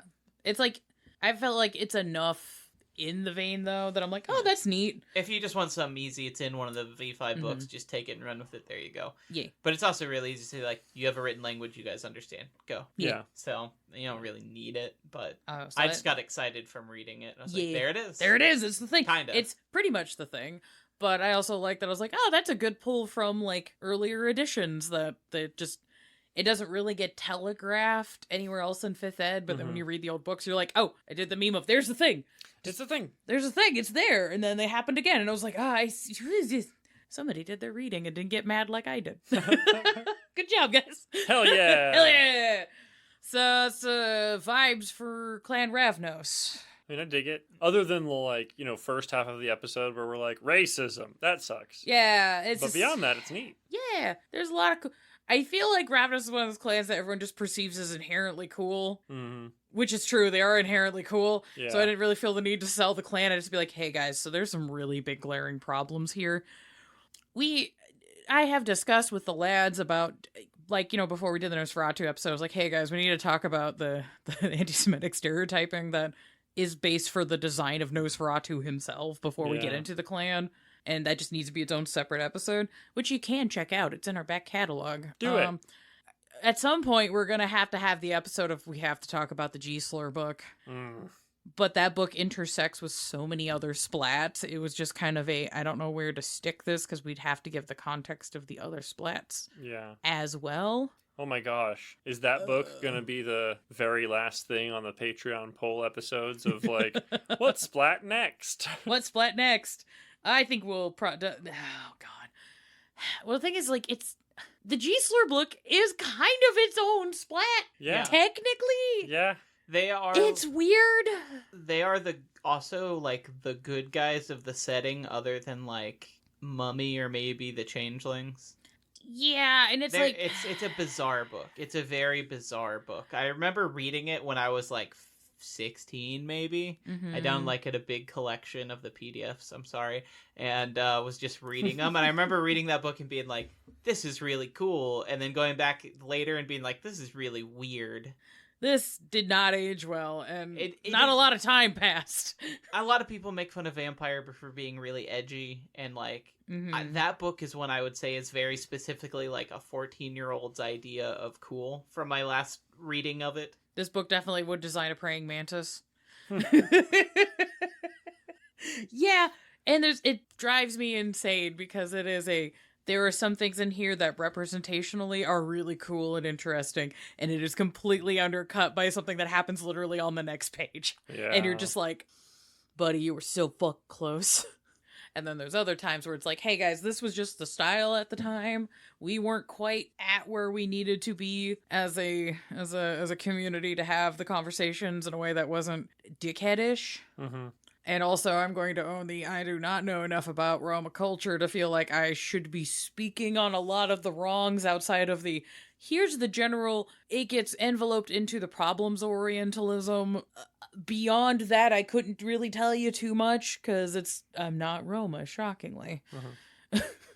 So I don't know. Word. Word.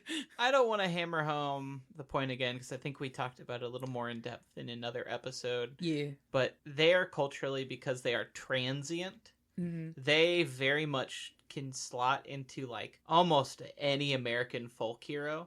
Which I think is part of why a lot of like people in the West don't understand why the G word is a slur, or that it's a negative thing in Europe. Because like truckers, bikers, Johnny Appleseed, almost every like American the wagon trains, fucking cowboys. Every American hero is transient. We have so many transient heroes throughout the building of our country, just because we're so big. Bootleggers, fucking like gangsters from that time period were also very transient. You had to be on the move because we were such a big country, and so.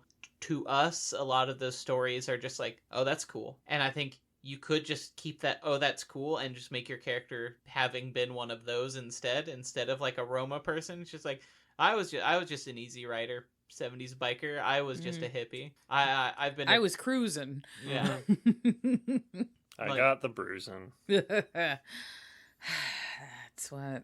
I got turned during the summer of love. Yeah. Like, you can literally just be a hippie. I was in a band. I was backpacking. Right. Van life. I was a wilderness explorer. What's interesting is because their bane isn't that harsh, and it also ties into like so much Americana, it again goes with them just being like inherently kind of cool as a clan. Yeah, just like this clan, everyone in Ravnos smokes cigarettes. Like in my brain. Yeah. I know that's dumb.